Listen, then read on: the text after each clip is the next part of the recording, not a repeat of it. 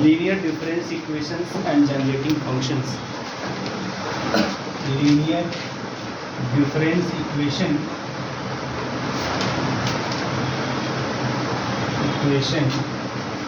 and generating function.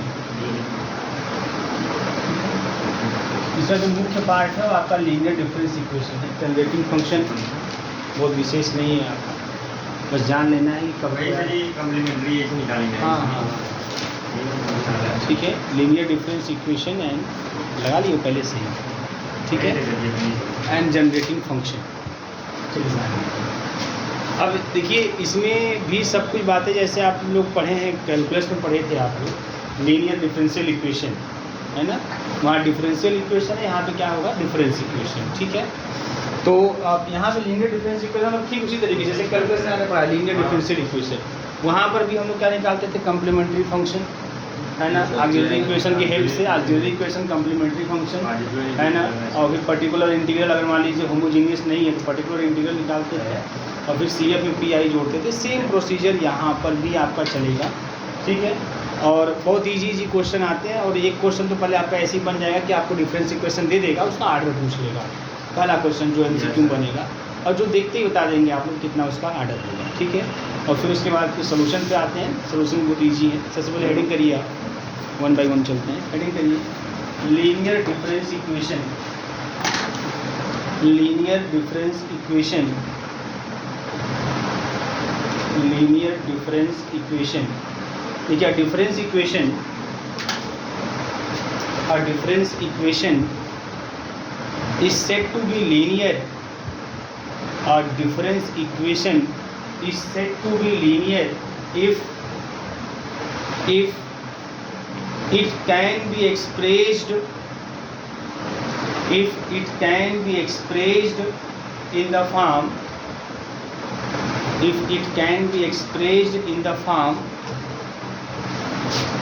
G naught H YH plus N plus G1H Y H plus N minus 1 plus G2H Y H plus N minus 2 और plus dot dot dot ऐसे continue हो जाएगा और आपका हो जाएगा last वाला term जो मिलेगा वो आपको मिल जाएगा GNH और YNH और उसके पहले वाला जो टर्म होगा वो आपका हो जाएगा GN-1H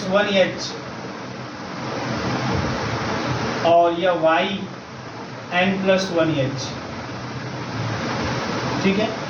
अब H का है फंक्शन, आप H लिखे चाहे मत लिखे कोई दिक्कत नहीं है ऐसा. और इज इक्वल टू मान लीजिए हमने कुछ RH ऐसे कर दिया तो वो RH लिख दिया. ठीक है. या FH कुछ भी लिख लीजिए. FH लिख लीजिए फंक्शन के रूप में FH, H का फंक्शन.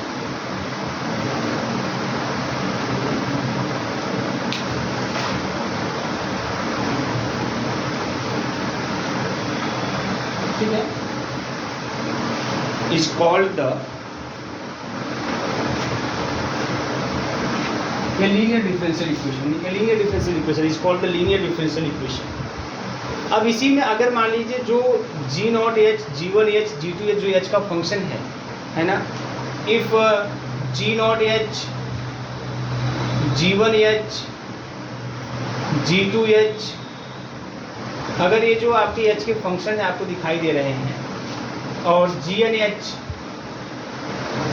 अगर ये सब कांस्टेंट्स हैं, all are constant, if these all are constant, अगर ये सब क्या हो जाए कांस्टेंट हो जाए तब उसी इक्वेशन को हम लोग इसी को बोलेंगे linear difference equation with constant coefficient है ना. Then equation first is called, हाँ आपको यही मेन रूप से पढ़ना है.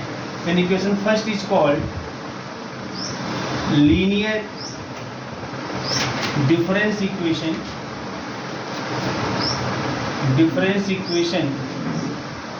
with constant coefficients.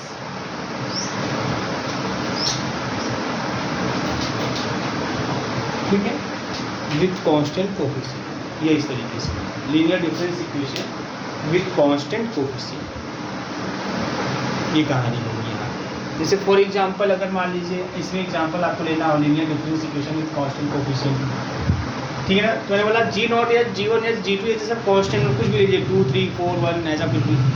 मान लीजिए आपने लिया 2 y h प्लस n है ना, और प्लस का 3। अब जो n है तो चूंकि जो मैं यहाँ पर कर लेता हूँ ऐसे h प्लस 2 कर लेता हूँ, n की जगह 2 ले लेता हूँ, प्लस का 3y h प्लस 1 ऐसा करके इस तरीके से। और लास्ट में हम लोग इस तरीके से इज इक्वल टू कोई फंक्शन मान लीजिए 2 या 3 कुछ भी ऐसा 2h या 3h या 2e की पावर h ऐसा कुछ भी ले लीजिए, ऐसा कुछ है ना। तो इस तरह का जो इक्वेशन आपको ये सब linear differential equation with constant है ना कोफिशिएंट है।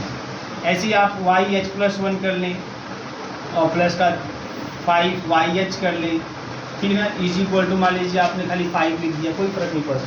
ये सब linear difference equation with constant coefficient. इसमें अभी मैं पहले वाले का आर्डर पूछूं क्या आएगा, 2 बोलेंगे आप, है ना। बस n की जो वैल्यू लिए हैं बस उसी से बोल दीजिए, n का आर्डर 2 हो जाएगा। इसका आर्डर कितना हो जाएगा यहाँ पे 1। जो ये पहला वाला जो लीनियर डिफरेंस इक्वेशन इसका आर्डर 2 है, आपको ये देखना है कि h प्लस कितना किया गया मैक्सिमम, ठीक है ना। और इसका जो है इसका ये देखो एक्चुअल में जो y h प्लस 2 का मतलब देखो यह है ना कि अगर y h प्लस 2 लिखा है इसका मतलब एक्चुअल में यह है e2yh है। y h प्लस 2 का मतलब क्या है, e2yh है ना। आप जानते हैं कि जब e fx में लगता है जो शिफ्ट ऑपरेटर के नाम से जाना जाता है वो होता है fx प्लस h माइनस है, सही है, fx प्लस h होता है। बस में आ रही है।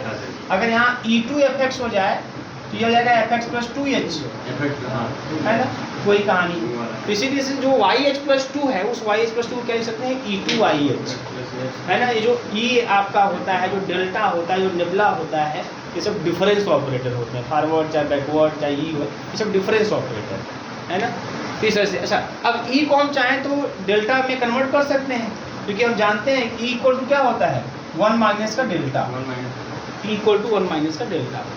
तो आराम से हम ई के स्थान पर 1 माइनस डेल्टा भी लिख सकते हैं इस तरीके से।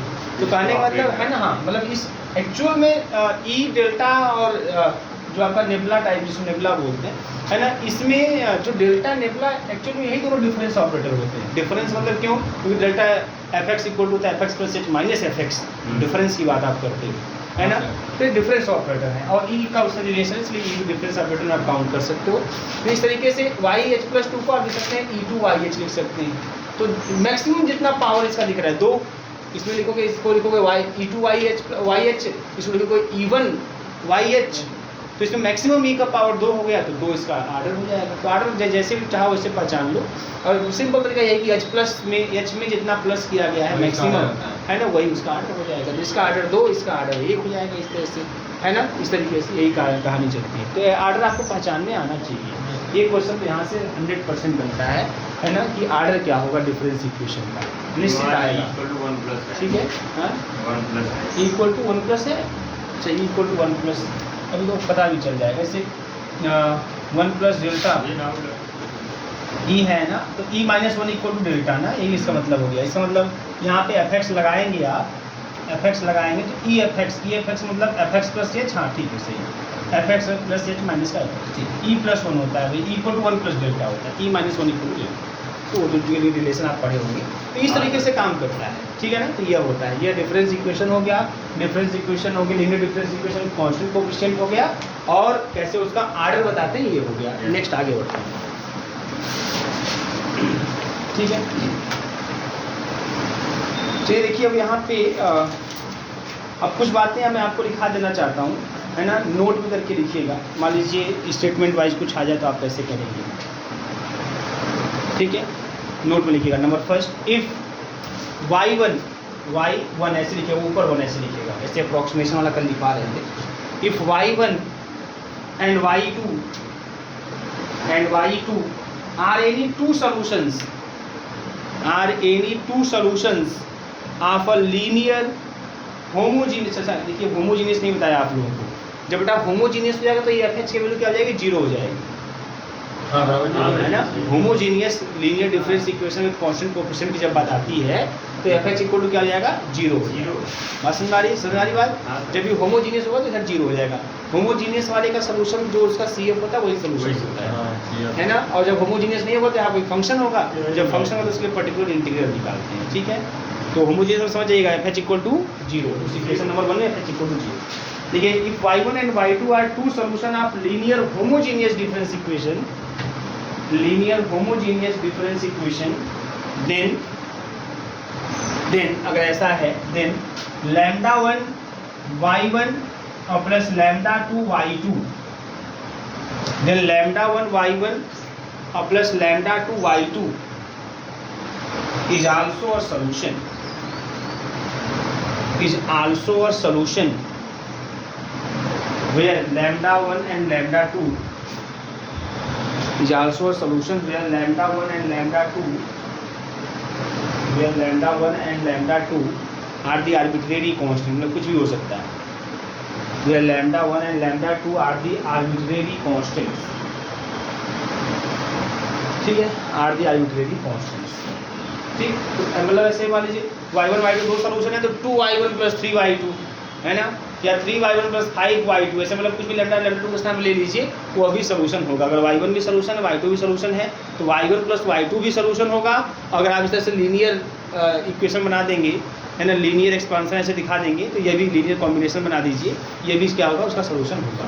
जिस भी डिफरेंस इक्वेशन का सोल्यूशन y1 y2 होगा, है ना, उस डिफरेंस इक्वेशन के लिए इस तरह का एक्सप्रेशन भी सोल्यूशन के रूप में कार्य करेगा, ठीक है। और लैम्डा 1 लैम्डा 2 के स्थान में कोई भी कांस्टेंट हो सकता है, ठीक। तो ये हो गया। नेक्स्ट नंबर लिखिएगा, second number, the solution y1, y2, y3, वही पावर में लगा, the solution y1, y2, y3 dot yn are said to form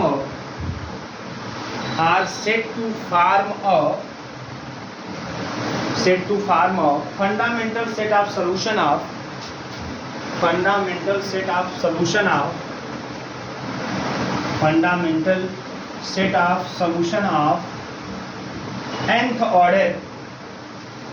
nth order homogeneous difference equation, nth order homogeneous difference equation y h plus n और plus का b1 y h plus n minus 1 plus का b2 y h plus n minus का 2 plus dot dot plus का bn yn is equal to 0। Equation number first is equal to 0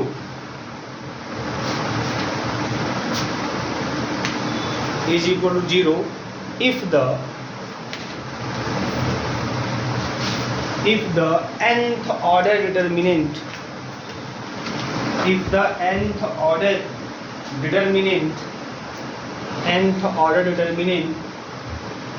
y 0 to the power 1 y 0 to the power 2 dot y 0 to the power n y 1 to the power 1 y2 to the power 2 y1 to the power 2 और y1 to the power n ऐसे continue हो जाएगा, y2 पे भी ऐसे continue होगा, और last में yn minus 1 to the power 1 yn minus 1 to the power 2 dot dot yn minus 1 to the power n, ये 0 होना चाहिए,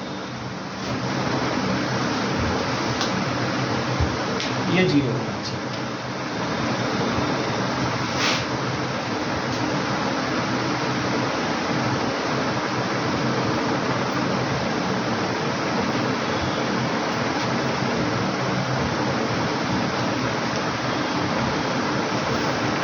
ठीक है,